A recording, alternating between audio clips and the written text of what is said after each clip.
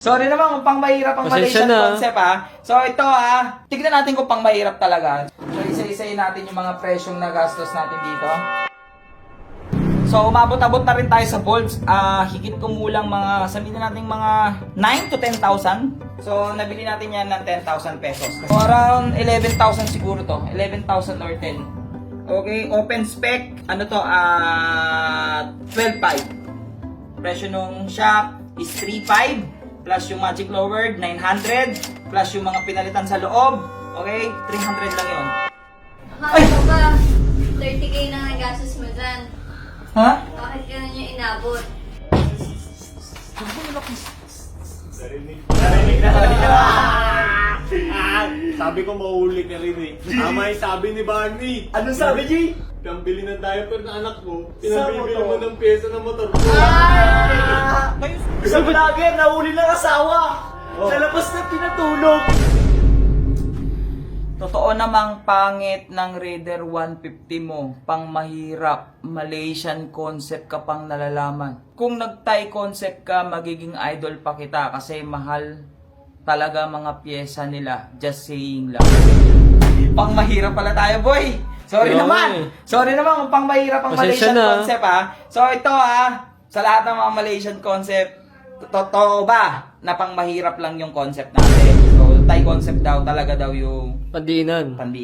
Mas mahal. Ako, hindi ako galit sa Thai concept Talagang Malaysian concept lang ang gusto ko. Pero, tignan natin kung pang mahirap talaga. So, yung motor natin na to sa Project Lucy.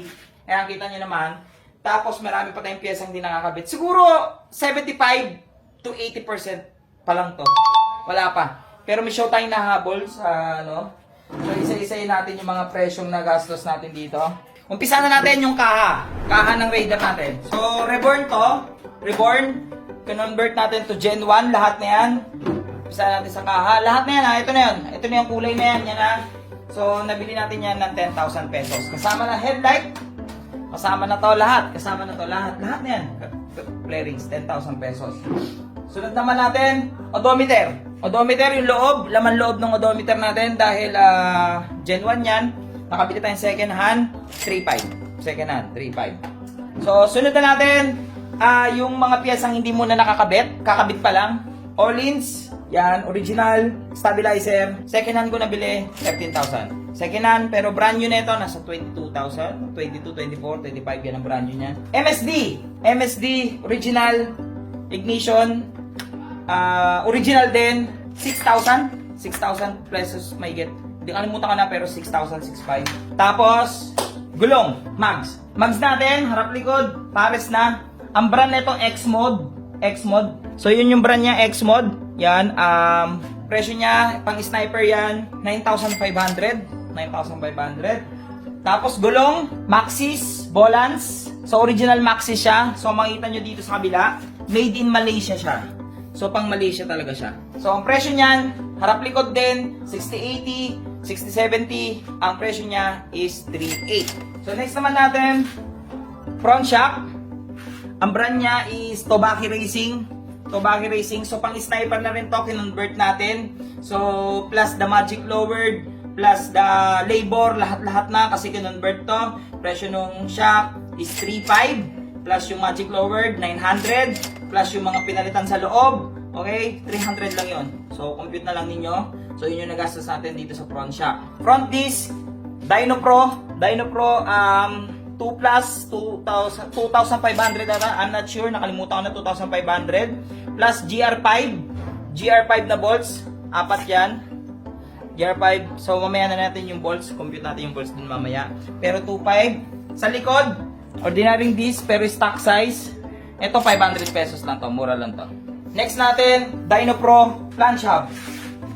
Flange hub, ito na sa loob.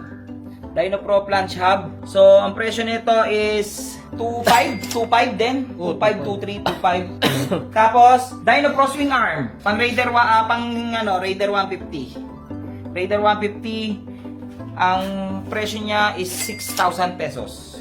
SSS sprocket, pang sniper, convert na rin, pang sniper. SSS, pati engine, kompleto siya. Presyo niyan, set yan, 3,200 pala, sorry, 3,200. Next natin, Apido shifter. Malaysian brand, Apido shifter, mura lang to, 1919. Left and right na siya. Tapos, side stand, stainless, center stand, stainless, 25. Pares na yan, pares. Tapos, Dyno Pro, passenger peg. Ito, passenger peg, 1.8. Kalimutan ko ng 1.8, harap, kabilaan na rin yan. And then, Racing Boy, monoshock. Ito, medyo rare na to, ang hirap nang umanap. DB Plus, nakalimutan ko ng brand nito, yung model nito, pero RCB Premium Black. Bili natin dito, 14,000. 14,000. So, nandito pa lang tayo lahat sa baba, baba pa lang to. So, next natin, makina, dito ito, oil cooler, universal to, mura lang to sa Shopee, 950. Pero itong kanyang hose, ito with fittings na kakabit mo, fittings, ito po is nasa 230. Plus the labor, yung labor na pakabit ko dito nun is 500 data, 400. Tapos sa makina naman, rebor, 68mm, pero stock block pa rin, pero naka-rebor siya. Nung nabili natin, ganyan na siya. So wala pa akong masyado ginagastos sa makina. Ito po C5, CNC head cover. Ito po yung brand niya, tingnan niyo po. C5. Yan po is CNC red, 4,000 pesos. Powder coat ng chassis, mabot tayo dyan ng 75 dito sa powder coat ng chassis. Tapos mga bolts, kung kita nyo naman, naka CNC bolts na tayo, lahat CNC, lahat CNC na lahat ng bolts nito. So umabot-abot na rin tayo sa bolts, higit kumulang mga, sabihin na natin mga 9 to 10,000, ganun yung mga bolts na inabot. Pati yung mga extra bolts, siguro 9 to 10,000. Tapos dito naman tayo, handlebar. King Drag, isa sa kilala pagdating sa Malaysian brand. T-Pose pang Raider. Presyo po nito is 37, o 37. Tapos, Adeline Master, Brake Master. Ito siya, set na siya, 12,000. CNC belay to na clutch, and then dito naman sa kabila is RC3X ARC. Yan siya lang. Tapos ngayon, caliper natin, RC3 na Adeline, 4-pot, 10, discounted ko kasi nabili yan. So around 11,000 siguro to, 11,000 or 10. Harap likod, pares din, harap natin yan din. So another 10,000 na naman. Tapos, bracket nito, CNC bracket, pang sniper, 2.8. Tapos sa likod, GP4 Max Speed brand, pang radial caliper, bracket din, nasa 1.3, kalimutan ko, 1.3. Grabe, pang mahirap na to, no? Pang mahirap, no? Wala pa tayo sa kalahati. Maghihirap ka lang, hindi pa mahirap. Tapos, powder coat ng chassis ng crankshell, 3.2. Powder coat, left and right, tapos yung ibabaw. Kasi yung ibabaw, pinalitan na natin. So ngayon, kick. Mura lang to sa Shopee. 350 stainless kick. Tapos, RCB. S1, brake pump, rear pump. Ito, nasa 1.9. 1.9 nata, 1.9. I'm not sure, nakalimutan ko ng 1.9, 2,000. Ganun. Tapos, RCB Reservoir. Okay, lagayan ng brake fluid. Nasa 1.5 ata to. 1.5. Tapos, OP Racing. Titanium tip, black.